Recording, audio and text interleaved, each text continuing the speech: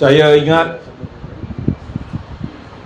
Najib ke penjara Sungai Buloh sebab beberapa hari sebelum berakhirnya perbicaraan rayuan beliau di Mahkamah Persekutuan, banyak rakan-rakan yang membuat andaian the next station is Sungai Buloh.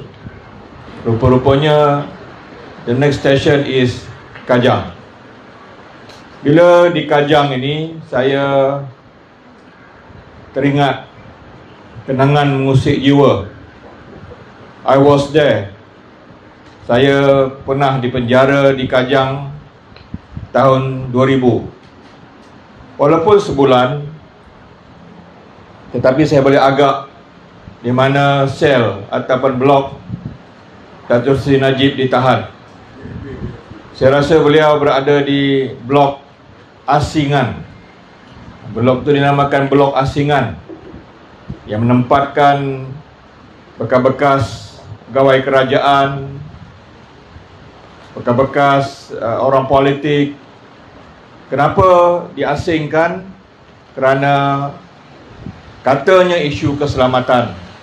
Takut banduan-banduan kenal mereka ini ataupun ada kes mereka dimasukkan ke dalam penjara, maka sebahagian daripada mereka itu diletakkan dalam blok asingan.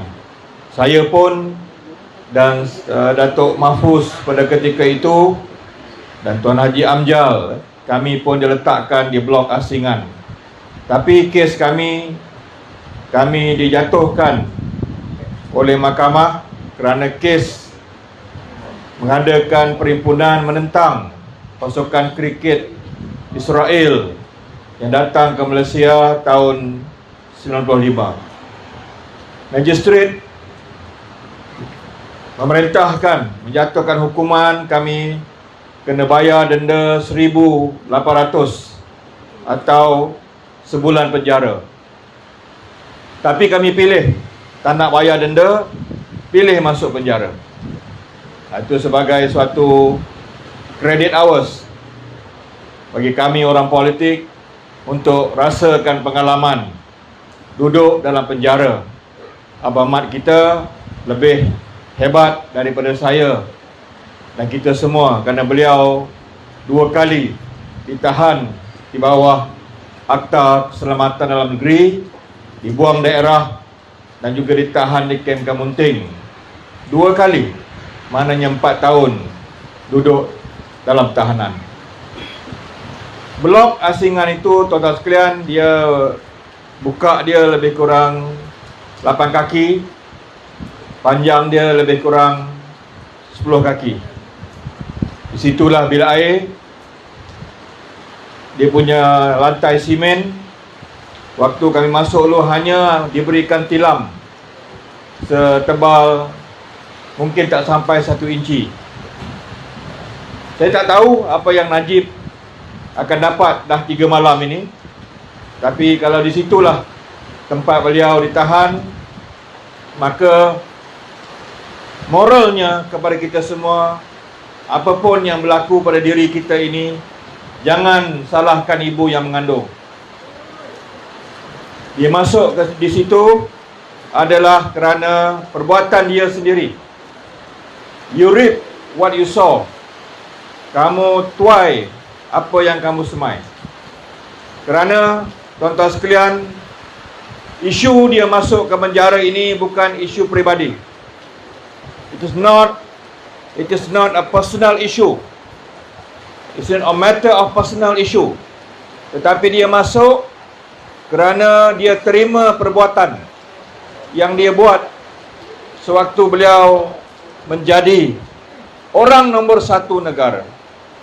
Sebab itu tuan-tuan sekalian, kita di sepanjang tahun 2010 sehingga 2018 kita belajar satu perkataan baru.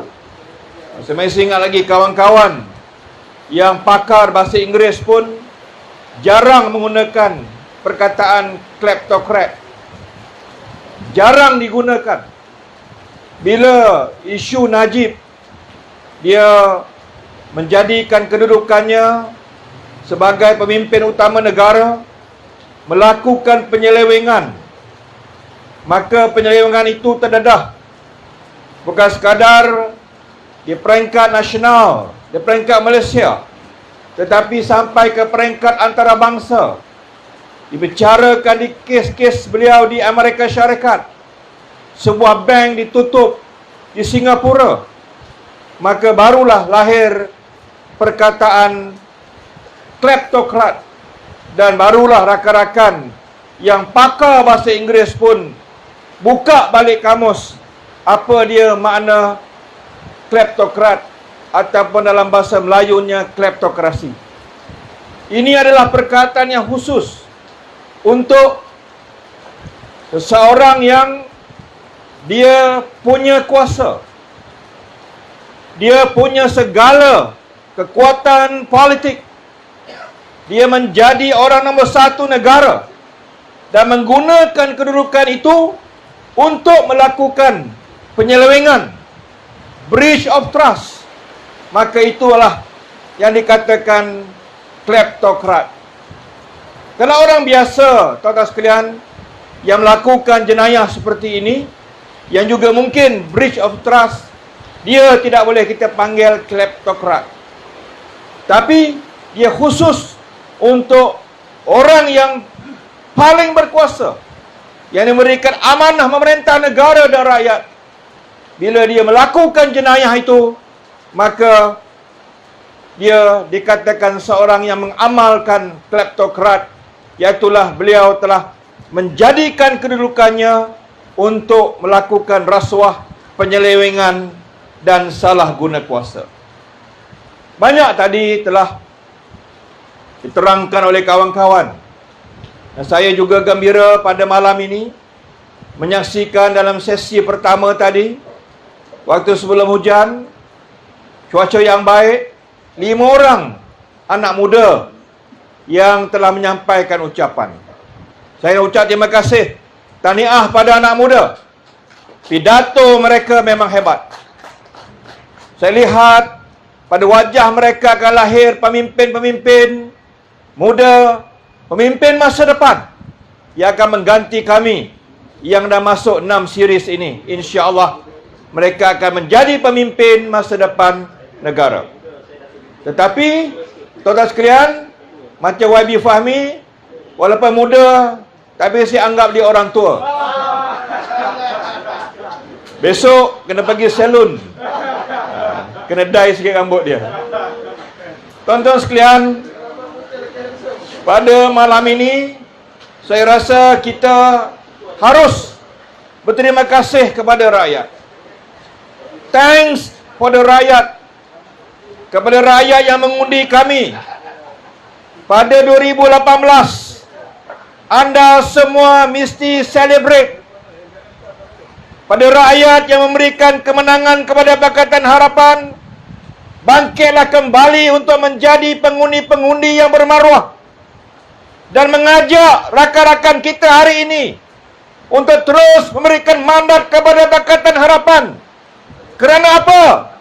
Kerana saudara-saudara pengundi yang mengundi kami pada 2018 adalah contoh di mana saudara memberikan kami untuk menghukum para penjenayah, dan seorang telah sampai ke penjara Kajang, dan ramai lagi akan mengikut insya-Allah pada masa akan datang. Kerana apa? Dengan mandat itulah kami boleh berkuasa, bukan kami salah guna kuasa. Bila dapat kuasa, kami gunakan kuasa, bukan kami tamak kuasa. Bila rakyat beri kita mandat berkuasa, bukan kami salah guna kuasa. Guna kuasa untuk membela rakyat dan negara. Kami boleh lantik peguam negara Tommy Thomas. Jangan main isu perkauman. Jangan kata dia India. Jangan kata dia Cina. Jangan kata dia bukan Islam. Tapi Tommy Thomas, walau apapun mencatat sejarah peguam negara yang menggunakan segala kepakaran untuk membawa those culprits untuk sampai ke muka pengadilan. Untuk dia dakwa mereka yang menggunakan kedudukan, yang ambil duit rakyat salah guna kuasa, dibicarakan ke mahkamah dengan adil, dan mereka hari ini menerima hukuman. Kalau rakyat tidak beri kami kuasa pada 2018, tidak mungkin mereka dapat sampai apa yang mereka dapat pada hari ini. Betul atau tidak? Penjenayah ini masih lagi menjadi PM, masih lagi menjadi Timbalan Perdana Menteri, menjadi menteri-menteri, persetankan pasukan keselamatan kita, peralatan mereka, kapal mereka, peralatan senjata kita, persetankan. Kerana yang penting bagi mereka, gunakan itu semua untuk kepentingan peribadi mereka. Tapi dengan rakyat memberikan mandat kepada kami ucap terima kasih. Terima kasih. Dan dengan itu, tolonglah beri sekali lagi kami mandat pada PRU yang akan datang. Kami ada pasukan kepimpinan yang baik. 22 bulan kami berada di tampuk kuasa. 22 bulan kami memegang kementerian. Abang Mat kita, Menteri Pertahanan, di bawah dia belanjawan hampir 100 bilion ringgit Malaysia. Saya memegang peranan Menteri Pertanian, lebih kurang 30 bilion bajet untuk Kementerian Pertanian. Bilion tuan-tuan, bukan juta, bilion. Thanks to God. Terima kasih pada Tuhan. Terima kasih, syukur pada Allah. Dengan nama Pakatan Harapan, rakyat bagi kita mandat jadi menteri. Mandat Pakatan Harapan. Bila kita jatuh, bila kita dijatuhkan oleh pengkhianat-pengkhianat, kami alhamdulillah sampai malam ini tak ada kes kami boleh didakwa ke mahkamah. Terima kasih rakyat. Terima kasih rakyat Malaysia. Kami pegang benar-benar mandat kamu semua. Kami insaf, kami jadi menteri kerana rakyat undi kami. Kami tak lakukan rasuah. Terima kasih. Dan tolonglah berikan kepercayaan pada kami untuk kami ambil alih kuasa dalam PRU yang akan datang, insya-Allah. Sebab itu tuan-tuan sekalian, Abang Mat, saya, Wabi Fahmi, Wabi Sani, Wabi Samsul berani datang malam ini. Kami berani berjumpa dengan rakyat. Kami berani untuk mengadakan roadshow pada rakyat. Kami berani minta balik mandat pada rakyat. Kenapa? Kami tidak rasuah dan kami tidak pernah melakukan salah guna kuasa. Kita pegang mandat rakyat. Itulah yang akan dapat kita lakukan kalau tuan-tuan semua berikan kepercayaan pada kami, insya-Allah. Banyak isu lagi yang akan disampaikan dengan menarik oleh Yang Berhormat Tuan Haji Muhammad Sabu, yang kita tunggu pada malam ini. Saya setakat itu saja. Minta rakyat Bangi teruskan undi Pakatan Harapan. Boleh? Boleh. Bangi for Pakatan Harapan. Boleh? Boleh. Bangi for Pakatan Harapan. Boleh? Boleh. And Malaysia for Pakatan Harapan. Boleh?